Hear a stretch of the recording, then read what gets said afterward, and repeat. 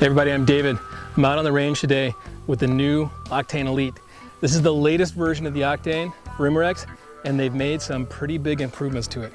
So let's start with the most important. The gun is now equipped with the StopShox system. What that means is that the action itself is free floating inside the frame. What this does is when you pull the trigger, all of the vibrations inside here that normally affect the accuracy of either a spring or a gas-powered lever action air rifle, they're going to be absorbed by the StopShox before it affects the accuracy of the bullet.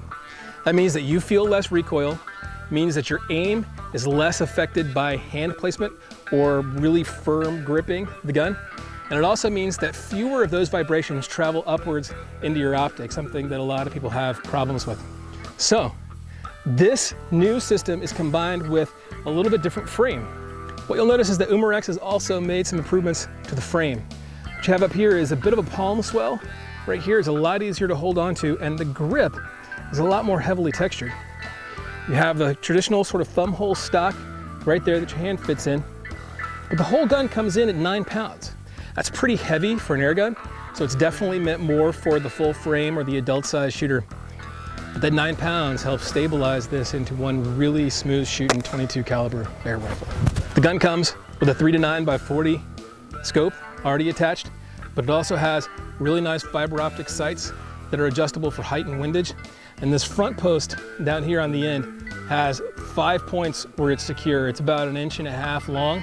It's fiber optic. It shines nice and orangey red right in the middle of these 2 green posts right here.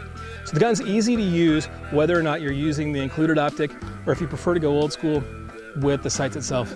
You'll also notice that the sights are just like they should be. They're mounted on the barrel. In this case, it's right up here where you load. Down here, the front sight is on the silencer system, which cuts down on the noise pretty significantly. The chambers in there baffle the same way that a suppressor would work on a centerfire or a rimfire gun for a much quieter experience.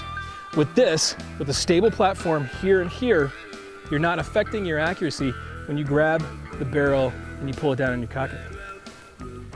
Safety, it's a simple push design. When you cock it, puts the safety on. The trigger right now is breaking just a little bit over 4 pounds. Right here is the hole where if you want it to be a little heavier, if you're out in the field and you like that heavier trigger, you can do that, or if you're a target shooter and you really want that extra accuracy that comes from a hair trigger, you can dial it down. The cheek piece is maybe the last piece that I noticed was different.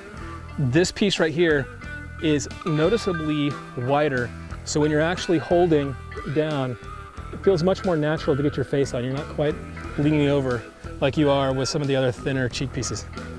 All told, this is a gun that is really meant for performance, and it's still coming in at the same price point as the rest of the Octane line, somewhere around that $250 mark.